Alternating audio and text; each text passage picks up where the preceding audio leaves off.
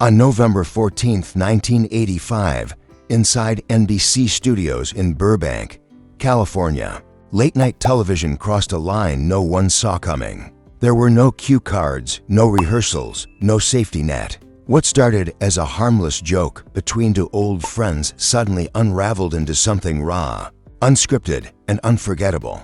In just a few silent seconds, laughter vanished, the studio froze, and America witnessed a side of a Hollywood legend no one believed existed. This wasn't entertainment anymore. This was real emotion and planned, unstoppable, and broadcast live on The Tonight Show starring Johnny Carson. Johnny Carson had just finished his opening monologue. After more than 23 years behind that famous desk, he believed he had seen it all. Presidents, world leaders, comedians, movie stars, every kind of guest imaginable had sat across from him. That night's guest was Clint Eastwood, the living symbol of Hollywood toughness. 6'4", sharp-eyed, soft-spoken, and intimidating without trying.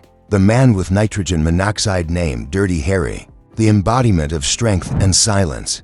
The studio audience, for 165 people who had waited months for tickets, had no idea they were about to witness a moment that would forever change how the world saw Clint Eastwood. When Clint Eastwood walked through the iconic rainbow curtain, the crowd erupted in applause. He moved with the same slow, deliberate confidence that defined his screen presence. He shook Johnny Carson's hand and took his seat, relaxed and smiling. To viewers at home, it looked like a standard interview. What they didn't know was that Johnny Carson and Clint Eastwood had been close friends for nearly 2 decades, sharing golf games in Malibu, private dinners, and long conversations far away from cameras. The interview started smoothly. Clint Eastwood was there to promote his new film, Pale Rider. He told stories from the set, cracked dry jokes, and charmed the audience with his understated humor. Everything felt comfortable, familiar, predictable. Then Johnny Carson leaned forward with a mischievous smile. He began joking about Clint Eastwood's image, the strong, silent type. He referenced the cowboy roles, the gunfights, the characters who spoke more with their eyes than with words. The audience laughed along. Then Johnny Carson casually gestured toward the grand piano sitting near Doc Severinsen's band. "Clint," he said, "I've heard rumors over the years that you actually play piano. Is that true, or is that just Hollywood nonsense?" The idea felt ridiculous to the crowd. Dirty Harry playing piano? Laughter rippled through the studio. Johnny Carson pushed the joke further, teasing him to play something live on air. Ed McMahon's booming laugh filled the room. But Clint Eastwood didn't laugh. He sat completely still. Something changed. Johnny Carson noticed immediately. After decades of reading people, he felt the shift in the room. Clint Eastwood glanced down at his hands that had built a legendary career, now strangely uncertain. Seconds passed. Silence settled in. On television, silence feels endless. Johnny Carson began to pull back. "Hey, I'm just kidding, actually." "Johnny," Clint Eastwood said quietly, his voice calm but heavy. "I think I will." The audience murmured in confusion as Clint Eastwood stood up and walked toward the piano. His boots echoed across the stage. Each step carried a weight no one else understood. He sat down at the bench. The studio fell completely silent. Doc Severinsen lowered his trumpet. Ed McMahon stopped smiling. Even the camera operators sensed something real was happening. As Clint Eastwood's fingers hovered above the keys, the world seemed to pause. And in that moment, America saw something it had never seen in his eyes before: vulnerability. To understand why this moment mattered, you have to go back decades earlier, long before Hollywood, to the years of the Great Depression. Clint Eastwood Jr. was born on May 31, 1930, in San Francisco, California, and raised across multiple cities as his family chased work wherever it could be found.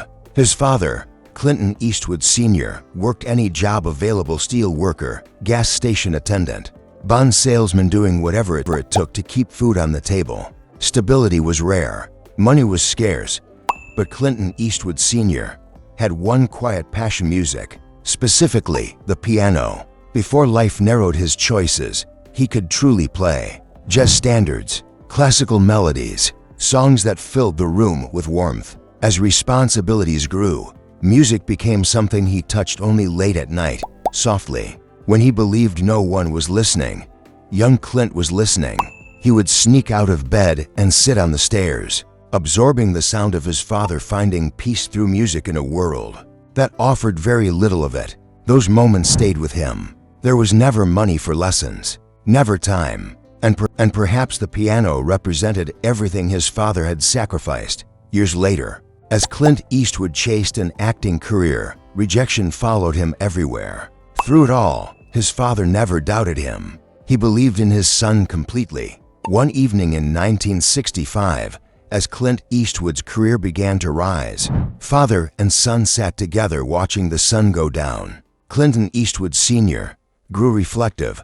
"Someday," he said, "when things slow down, will you learn to play piano? Not for Hollywood," he added, "just for yourself. Show people that tough guys can be gentle too." Clint smiled and promised, not knowing how much that promise would eventually mean. 5 years later, in February 1970, everything changed. Clint Eastwood received the call that his father had suffered a massive heart attack. He rushed to Cedars-Sinai Medical Center. The man who had survived the depression now lay fragile in a hospital bed. For 3 days, Clint barely left his side. They talked about memories, hard times, pride, and love. One night, Clint Eastwood Sr. looked at his son and asked, "Do you remember what you promised me?" That night, Clint Eastwood had a piano brought into the hospital. For nearly 48 hours, he practiced non-stop, aching fingers and sleepless nights, determined to keep his word. On February 22, 1970, during his father's final lucid moments, Clint played Misty, his father's favorite song. It wasn't perfect, but it was filled with love. Clint Eastwood Sr. cried and whispered, "You remembered." 2 days later, he passed away peacefully. Clint Eastwood never spoke of that night again, not for 15 years. Until now. Back on the stage of The Tonight Show starring Johnny Carson, Clint Eastwood's fingers finally touched the keys. The opening notes of Misty floated through the studio. The audience froze. Johnny Carson stood motionless as tears streamed down his face. When the final note faded, silence filled the room, followed by a standing ovation unlike anything the show had ever seen. Johnny Carson approached the piano, voice breaking. Clint Eastwood quietly revealed the truth: it was for his father.